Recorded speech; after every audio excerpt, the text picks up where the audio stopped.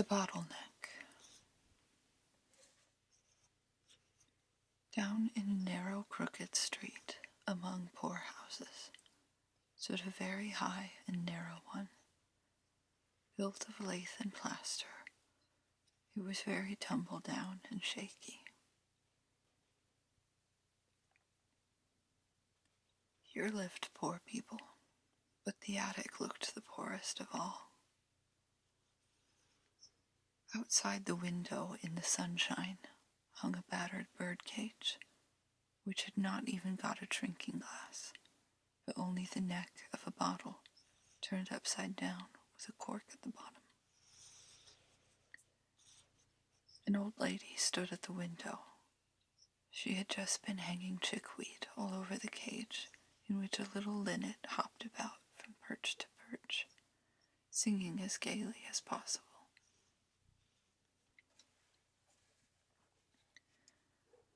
"Ah, you may well sing," said the bottleneck, but of course it did not say it as we should say it, for a bottleneck cannot talk, but it thought within itself, much as when we talk to ourselves.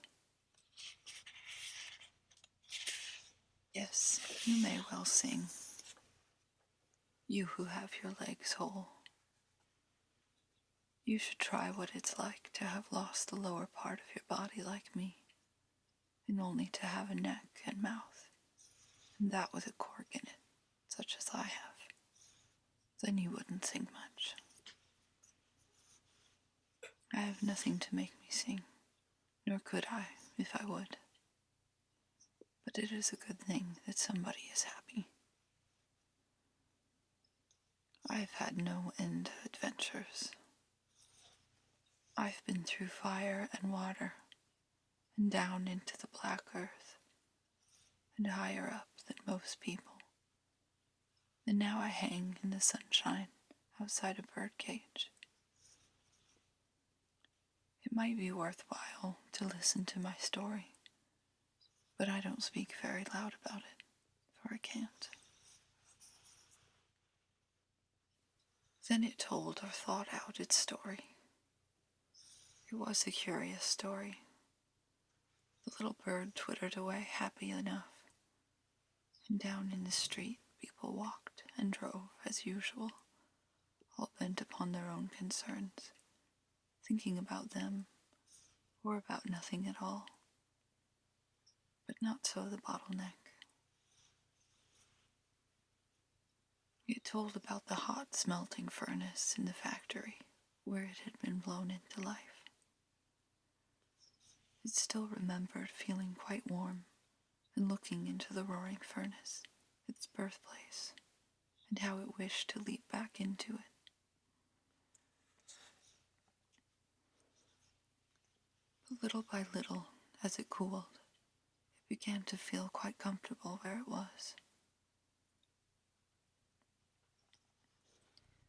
It was standing in a row with a whole regiment of brothers and sisters, all from the same furnace, but some were blown into champagne bottles and others into beer bottles, which makes all the difference in their afterlife. All the bottles were soon packed up, and our bottle with them. It never dreamed then of ending its days as a bottleneck serving for a drinking glass for a bird. But after all, it is an honorable position, so one is something after all. It first saw the light again when with its other friends it was unpacked in the wine merchant's cellar. Then it lay empty and felt curiously flat. It missed something, but did not know exactly what it was. Next it was filled with some good strong wine, was corked and sealed, and last of all it was labeled outside, first quality. This was just as if it had passed first class in an examination, but of course the wine was really good, and so was the bottle.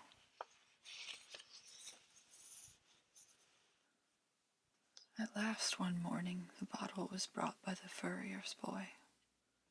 He was sent for a bottle of the best wine. It was packed up in the lunch basket, together with the ham, the cheese, and sausage. The basket also held butter of the best, and fancy breads. The furrier's daughter packed it herself. She was quite young and very pretty. She had laughing brown eyes and a smile on her lips. Her hands were soft and delicate. It was easy to see that she was one of the town beauties, and she was not engaged yet.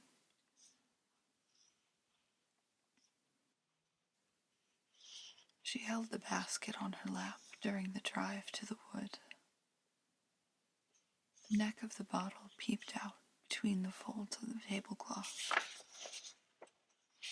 There was red sealing wax on the cork, and it looked straight up into the girl's face. And it also looked at the young sailor who sat beside her. He was a friend since she was a child, the son of a painter. He had just passed his examination and was to sail next day as mate on a long trip far away. There had been a good deal of talk about this journey during the packing, and while it was going on, the eyes and the mouth of the pretty girl looked anything but happy. The two young people walked together in the wood and talked to each other. What did they talk about? Well, the bottle did not hear, for it was in the lunch basket. It was a very long time before it was taken out, but then it was plain that something pleasant had taken place. Everybody's eyes were glad, and the furrier's daughter was laughing, but she talked less than the others, and her cheeks glowed like two red roses. Father took up the bottle and the corkscrew. It felt curious for the cork to be drawn from the bottle for the first time. The bottleneck never afterward forgot when the cork flew out with a cloop, and it gurgled when the wine flowed out of it into the glasses. The health of our two young people, said Father, and every glass was drained while the young sailor kissed his lovely bride. Health and happiness, said both the old people. The young man filled the glasses again and drank to the homecoming and the wedding this day year.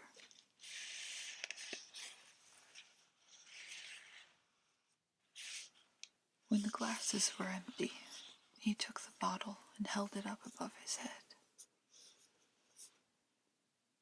You have shared my happiness today, and you shall serve nobody else, saying which he threw it up into the air. The furrier's daughter little thought she was ever to see it again.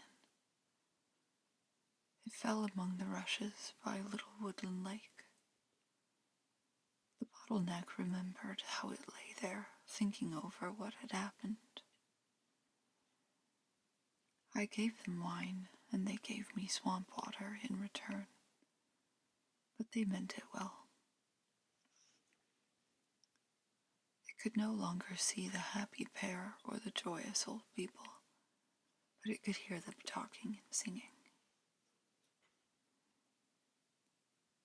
After a time, two little peasant boys came along, peering among the reeds, where they saw the bottle and took it away with them. At home in the forester's cottage where they lived, their oldest brother, who was a sailor, had been yesterday to take leave of them, as he was starting on a long voyage. Mother was now packing up a bundle of his things, which Father was to take to the town in the evening, when he went to see his son once more and to take his mother's last greeting.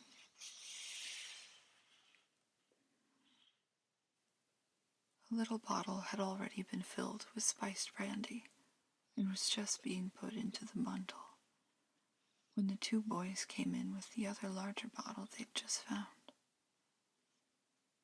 This one would hold so much more than the little one, and this was all the better. It was no longer red wine like the last which had been put into it, but bitter drops. But these were good too, for the stomach. The large new bottle was to go, and not the little one. So once more, it started on a new journey. It was taken on board the ship to Peter Jensen, and it was the very same ship in which the young mate was to sail.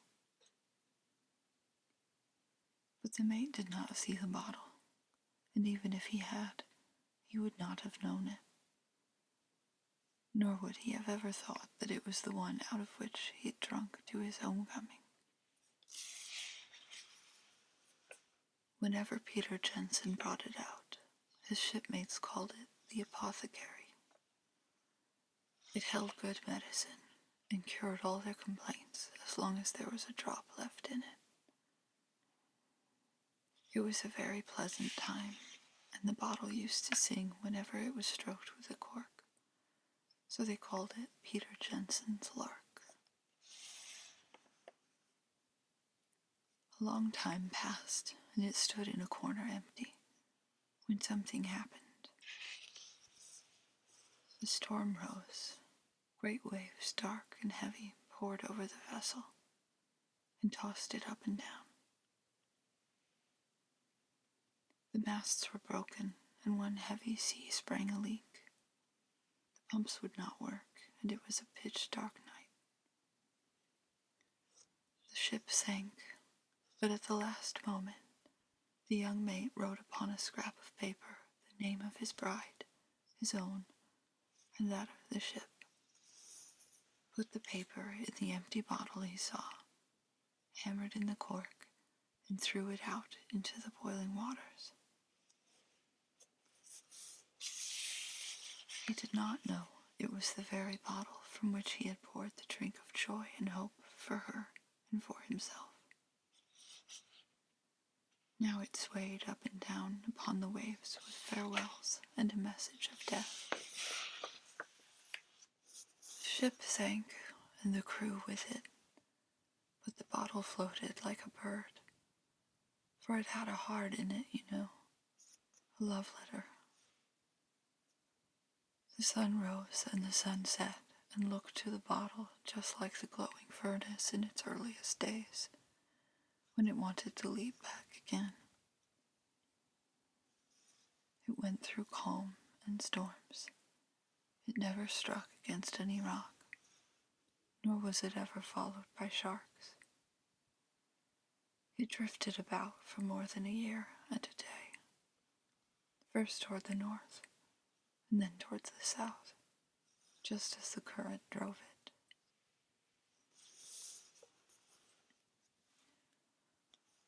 The written paper, the last word from the bridegroom to the bride, could only bring sorrow, if it had ever come into the right hands.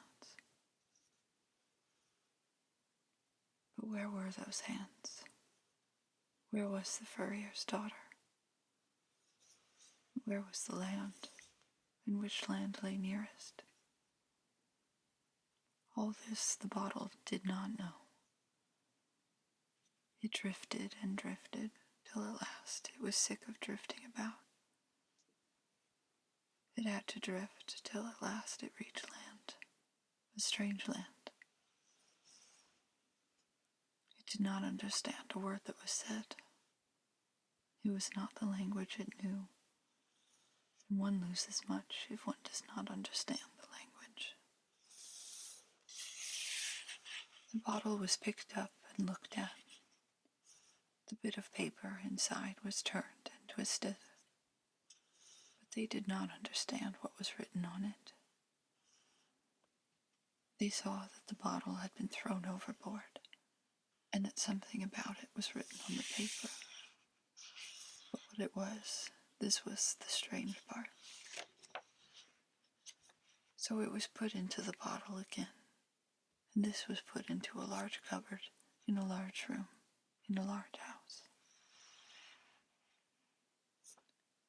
Every time a stranger came, the slip of paper was taken out, turned and twisted, so that the writing, which was only in pencil, became more and more faded.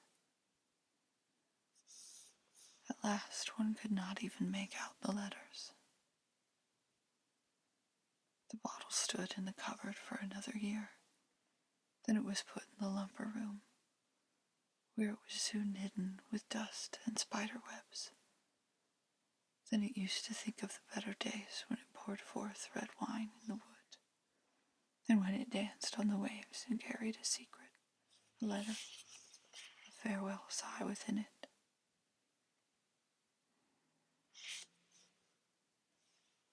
Now it stood in the attic for 20 years. It might have stood there longer if the house had not been rebuilt. The roof was torn off. The bottle was seen and talked about, but it did not understand the language. One does not learn that by standing in a lumber room, even for 20 years. If I had stayed downstairs, it thought, I should have learned fast enough.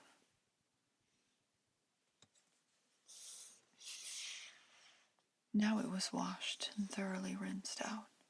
It became quite clear, and it felt youthful again in its old age.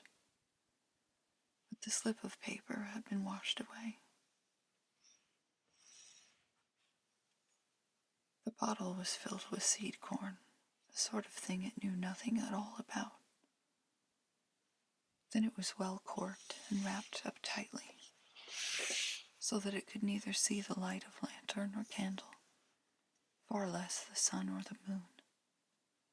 And one really ought to see something when one goes on a journey, thought the bottle. But it saw nothing, and at last it came to some harbor, and there it was unpacked. What trouble these foreigners have taken with it, was said, but I suppose it is cracked all the same. No, it was not cracked. The bottle now understood every word that was said.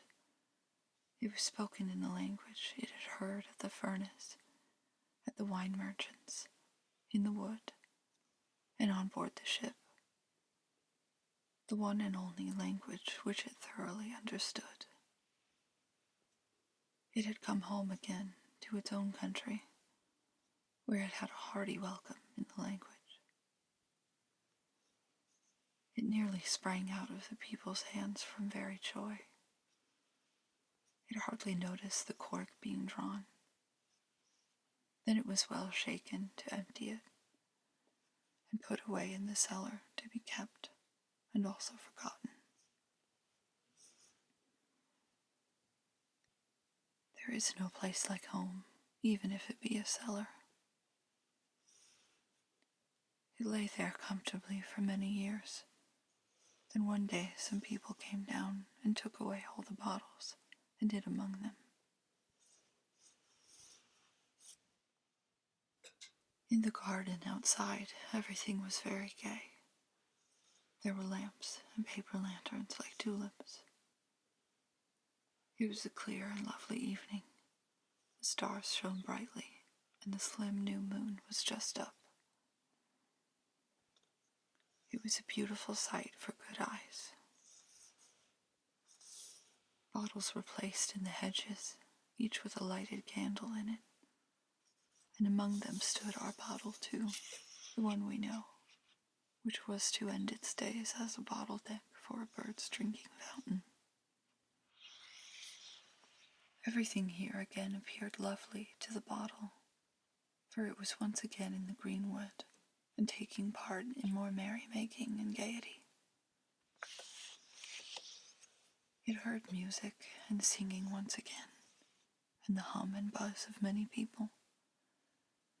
especially from that corner of the garden where the lanterns shone and the paper lamps gave their colored light. The bottle was only placed in one of the sidewalks, but even there it was happy. There it stood, holding its light. It was being of some use as well as giving pleasure, and that was the right thing. In such an hour one forgets about all the 20 years past in an attic, and it is good sometimes to forget. A couple of persons passed close by it, arm in arm, like the happy pair in the woods, the sailor and the furrier's daughter. The bottle felt as if it were living its life over again. The guests walked about in the garden, and other people too, who'd come to look at them and at the sights. Among them there was an old lady who had no father or mother, but plenty of friends. She was thinking of the very same thing as the bottle, of the green wood, and of a very young pair dear to her, as she herself was one of them. It had been her happiest hour, and that one never forgets, however old one may be. But she did not know the bottle, and it did not know her again. Thus people pass one another in the world, till one meets again like these two who were now in the same town. The bottle was taken from the garden to the wine merchant's, where it was again filled with wine and sold to a man who next Sunday was to go up in a balloon. A crowd of people came to look on. There was a band and much excitement. The bottle saw everything from a basket, where he lay in company with a living rabbit, which was very sad, for it knew it was being taken up to be sent down in a parachute. The bottle knew nothing at all about it. It only saw that the balloon was being stretched to a great size, and when it could not get any bigger, it began to rise higher and higher, and to become very restless. The ropes which held it were then cut, and it went up with the man, basket, bottle, and rabbit. There was a grand clashing of music, and the people shouted, "Hurrah!" It is curious to go up into the air like this, thought the bottle. It's a new kind of sailing, and there can't be any danger of hitting anybody up here. Several thousands of persons watched the balloon, among them the old lady. She stood by her open window, where the cage hung with the little linnet, which at that time had no drinking fountain, but had to content itself with a cup. A myrtle stood in a pot in the window, and it was moved a little to one side, so as not to be knocked over when the old lady leaned out to look at the balloon.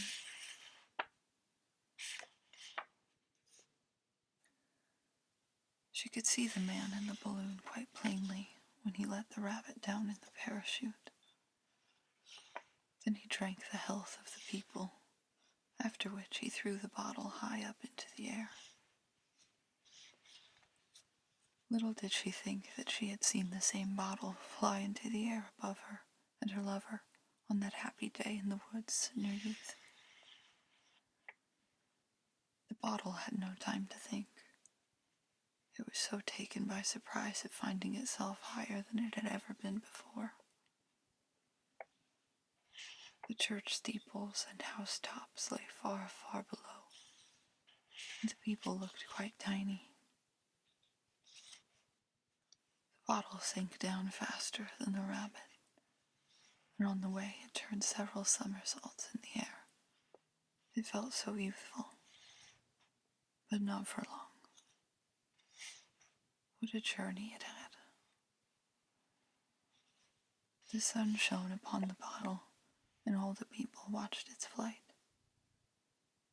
The balloon was already far away, and the bottle was soon lost to sight, too. It fell upon a roof, where it was smashed to pieces, but the bits of glass did not lie where they fell. They jumped and rolled till they reached the yard, where they lay in still smaller bits. Only the neck was whole, and that might have been cut off with a diamond. That would do very well for a bird's drinking fountain, said the man who lived in the basement. But he had neither bird nor cage, and it would have been too much trouble to get a bird and cage just because he'd found a bottleneck which would do for a drinking fountain. The old lady in the attic might find a use for it, so the bottleneck found its way up to her. It had a cork put in it, and what had been the top became the bottom. Fresh water was put into it, and it was hung outside the cage of the little bird which sang so merrily.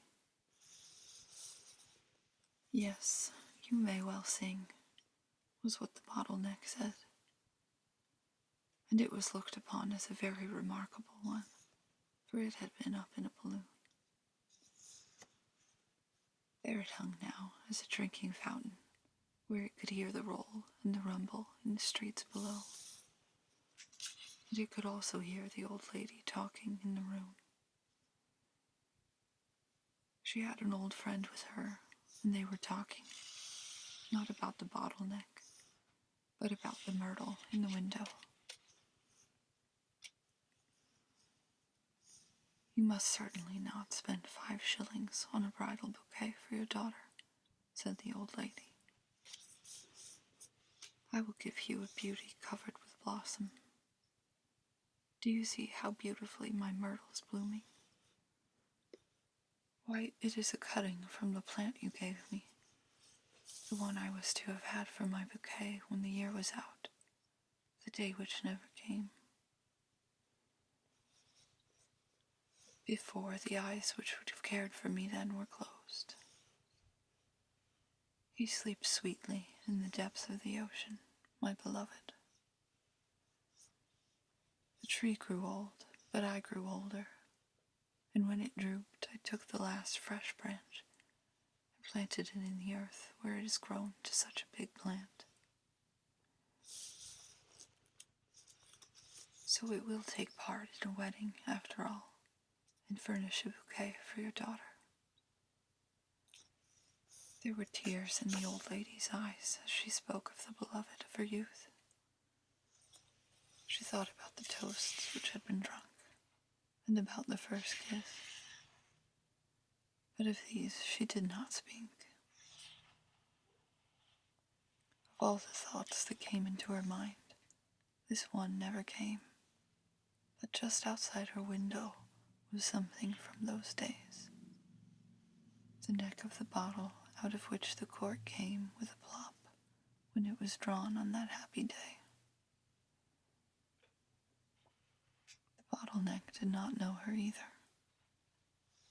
In fact, it was not listening to her, perhaps because it was only thinking about